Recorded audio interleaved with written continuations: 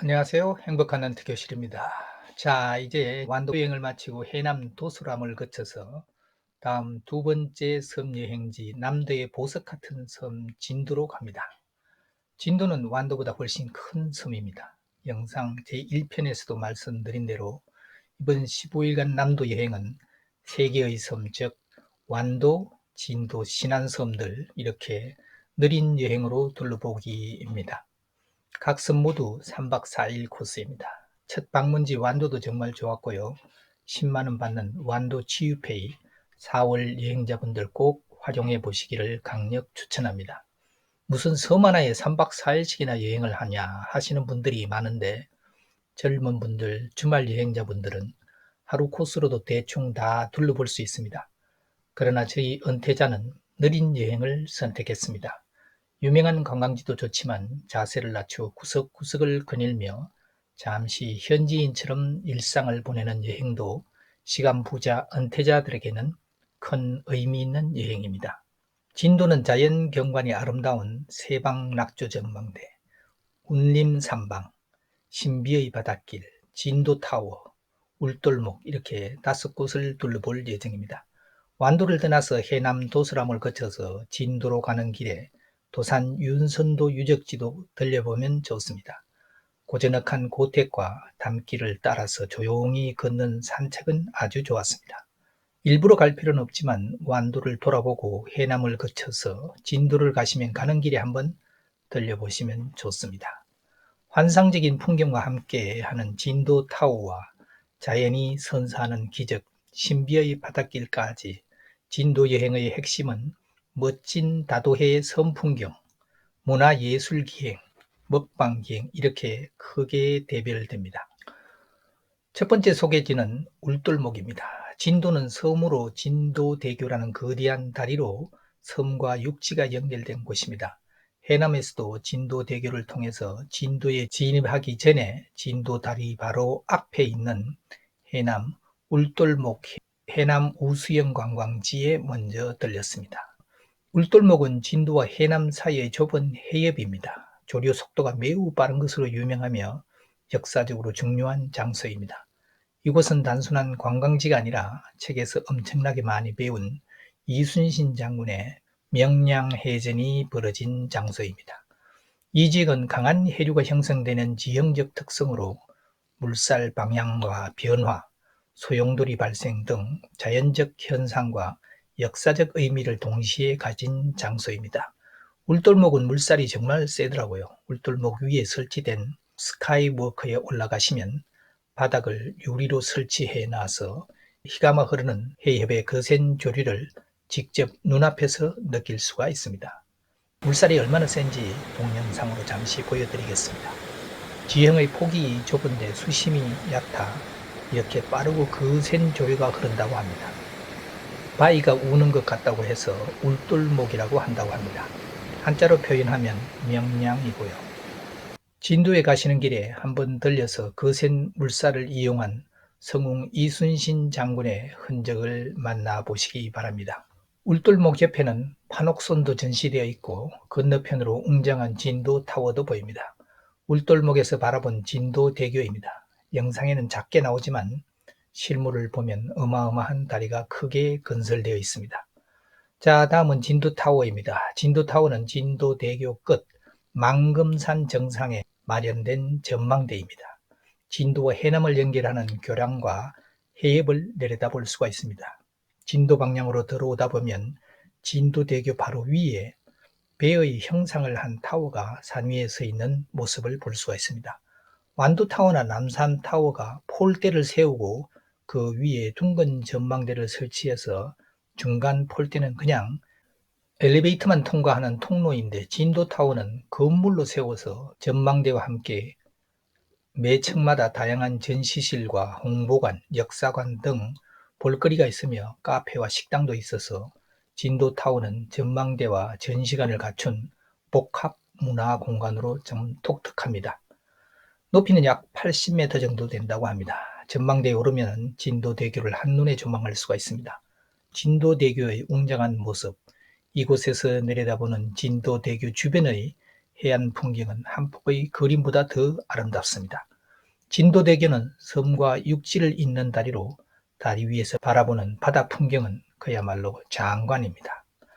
다리 외에도 주변 아름다운 다도해를 한눈에 감상할 수 있는 명소라 진도 관광지로 아주 좋습니다. 이것은 단순한 전망대가 아니라 울돌목 해류와 지형을 위에서 관찰할 수 있는 위치적 장점이 있습니다. 바다 위를 걷는 듯한 특별한 풍경을 감상하실 수가 있습니다. 그리고 진도대교 끝, 즉 해남 쪽은 울돌목이라는 관광지가 있고, 이제 반대쪽 진도 쪽 다리 끝에는 다리 아래에 이충무공 성전공원이 있습니다. 진도대교 다리 밑에 데크가 잘 되어 있어서 걷기도 좋고 울돌목 물살을 한 번 더 구경하기도 아주 좋습니다. 그리고 나서 데크가 끝나는 무렵에 충무공 이순신 동상에 있는 달팽이 모양 타워가 있습니다. 올라가는 곳 한 방향, 내려오는 곳 한 방향, 두 방향이 다르게 꽈배기처럼 꼬이게 만든 타워도 재미있고, 꼭대기에 세워진 이순신 장군상에서 기념사진도 남기고 멀리 바다 구경도 하고 아주 좋은 관광 스팟이 됩니다. 이렇게 진도타워, 진도다리, 다리 주변의 공은 이것만 해도 하루 관광을 즐기기에 충분합니다. 세 번째는 진도 내륙에 있는 운림산방이란 역사적인 장소입니다. 조선 후기 남화의 대가 소치허련이 실제로 살면서 그림을 그리던 공간으로 서화 예술이 발달한 진도, 서화 글자 그대로 그림과 글씨가 합쳐진 말입니다. 사실 문화예술을 잘 모르는데 남아란 말도 처음 들었고 찾아보니 남아란 조선 후기 서예와 그림을 말하며 일종의 화풍으로 남정화 경향을 뜻하며 수묵담체를 통한 내면 세계의 표현을 한 일종의 화풍입니다. 남화하면 한자로 남쪽 남자에 그림 화자를 사용합니다. 그래서 처음에는 이분이 진도라는 남쪽 지방에 계셔서 남쪽을 대표하는 화가란 뜻으로 남화라 하는가 했더니 남화란 뜻이 우연히 남쪽 남자를 사용했지 남쪽 지방과는 아무런 상관이 없고 챗 GPT를 뒤져보니까 옛날 중국에서 그림을 두 계통으로 나누었는데 하나는 북종화이고 다른 하나는 남종화인데, 북종화는 정교하고 사실적인 표현을 한 그림을 그렇게 불렀고 남종화는 자연스럽고 내면적 정신을 중요시하는 그런 그림을 말하는 일종의 화풍이라고 합니다. 그래서 남종화를 줄여서 남화라고 불렀고, 쉽게 말해서 전통 수묵화입니다. 나무를 주로 붓으로 그린 그림 말입니다. 우리가 옛날 그림 보면은 주로 병풍과 같은 곳에 그림 그리고 글씨도 세로로 새겨놓고 그런 그림이 많이 보이잖아요. 주로 그런 그림, 즉 자연을 담아 그리는 동양화 정도로 생각하시면 되고, 진도의 허련이란 분이 운림산방에서 거처하며 그런 수목화를 많이 그리셨는데 대표적인 남화의 대가다, 뭐 이런 뜻입니다. 아무튼 미술관 전시실 안에 들어가시면 다양한 붓으로 그린 그림이나 글씨, 서예 작품도 감상이 가능합니다. 이분만 아니고 또 다른 건물에 가시면 이분 자손 5대까지 자제분들도 그 재능을 이어받아서 그림과 같은 예술 분야에 종사해 1대부터 5대까지 자손들이 그린 그림들이 다양하게 전시되어 있습니다. 재능은 유전이고 잘하면 늘 보고 배운 것이 그런 것이니 환경적으로 자연스럽게 접하게 된 면도 있을 것입니다. 1, 2, 3세대는 묵화를 그리고 4, 5세대는 시대가 변하며 컬러가 가미되고 약간 추상화 같은 방향으로 변한 것이 저 같은 예술에 문외한인 사람도 인식이 되었습니다. 특히 운림산방은 첨철산이 뒤에 병풍처럼 둘러고 그 산기슭에 아늑하게 자리 잡은 곳으로 영상에 보이는 개인의 집인데 넓은 정원과 또 산 밑에 고요하고 아늑하게 자리 잡은 고택 같은 미술관이 아주 멋스럽고 고풍스럽습니다. 정원 산책하고 연못과 의자에 앉아서 뒷산을 바라보며 감상하고 미술관도 들여다보고 소치 흐려는 추사 김정희 선생님에게 사사를 받았다니 역사책에서 늘 들어본 추사 김정희 그분입니다. 추사 김정희란 말에 혹해서 낯선 소치 흐련이란 분에 대한 인물에 대해서도 관심을 갖게 되었습니다. 그림 전시관 외에도 넓고 잘 다듬어진 정원, 그리고 연못, 아늑한 분위기를 주는 뒷산 등의 풍경과 경관에 더욱 빠져들었습니다. 이런 조용하고 멋진 곳에 살면 그림에는 소질이 없어서 어렵고 최소한 시인 내지 수필가 정도는 되겠구나 하는 그런 생각도 가져보았습니다. 솔직히 멋진 풍경과 고택 연못, 넓은 잔디밭 등으로 구성된 운림 산방도 좋지만 주차장에서 운림 산방 들어서기 전 바로 만나는 지하 건물이 있는데 남도 전통미술관이란 미술관이 있습니다. 무료이고 깨끗한 시설에 그림을 감상하는 것도 아주 좋습니다. 제가 갔을 때는 백포, 광남배란 화가의 작품들이 한 전시실에 전시되어 있었습니다. 소나무 그림과 붓글씨까지 아주 감명 깊게 보았습니다. 그림, 예술 이런 거 잘 모르는 저 같은 사람이 보아도 아 좋다, 멋있다 느끼는 정도니 누구나 쉽게 관람이 가능한 멋진 장소입니다. 꼭 들려보시기를 추천합니다. 자, 다음 네 번째는 세방 낙조 전망대입니다. 해질 무렵 낙조 관찰을 하는 아주 유명한 명소입니다. 세방 낙조 전망대는 진도 서쪽 해안 지산면 세방리에 위치한 전망 포인트입니다. 이곳은 섬과 바다의 지형 구조, 해안선 형태를 관찰할 수 있는 곳인데 다도해 해상국립공원의 일부로 여러 섬이 겹겹이 펼쳐진 지형을 한눈에 볼 수 있습니다. 운림 산방 들렸다 나오는 길에 바닷가에서 30분 정도 기다렸다 낙조를 보았습니다.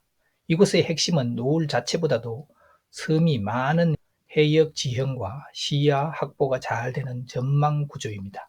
바라보는 낙조는 아름다움의 극치를 이룹니다. 다도해의 크고 작은 섬 사이로 떨어지는 일몰은 말로 형용할 수 없는 장관이 연출됩니다. 해안도로도 멋있습니다. 운림 산방에 나와서 세방낙조 전망대까지 차를 천천히 달리며 멋진 해안선을 감상하는 것도 진도 여행의 큰 재미입니다. 다섯 번째는 진도 신비의 바닷길입니다.